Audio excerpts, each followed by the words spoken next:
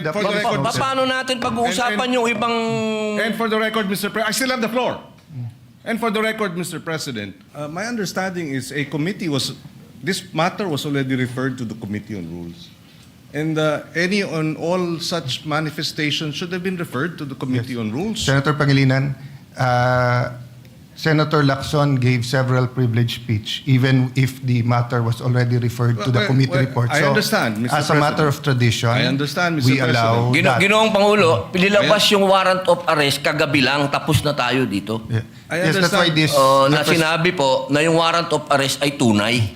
I understand, Mr. President, and therefore I'm appealing that perhaps this matter should be tackled in the committee rather than in this in plenary, so that we can address other concerns, Mr. President. The appeal- And the for the appeal- record, Paano natin pag-uusapan yung ibang... And for the record, Mr. President, I still have the floor. And for the record, Mr. President, we voted against resolution number 44.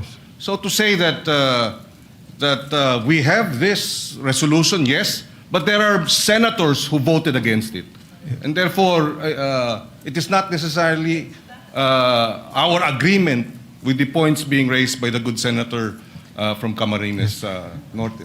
Meron lang po akong mga konting katanungan sa inyo.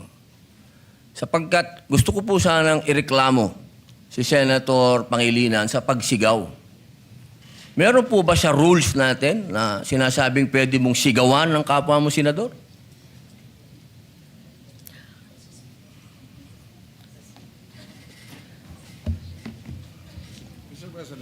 Narinig ko yung malakas na boses ni Senator Kiko Pangilinan. Alam ko na si Senator Pangilinan ay dating galing sa broadcasting, baka nag-modulate. Maari po ba tayo ay mag-suspend muna para pag-usapan yung malakas na boses at wari pagsigaw ni Senator excuse me, Pangilinan? nasa akin po iba yung ang floor. Senator Padilla has excuse the me. floor. The chair is answering the question of Senator Padilla.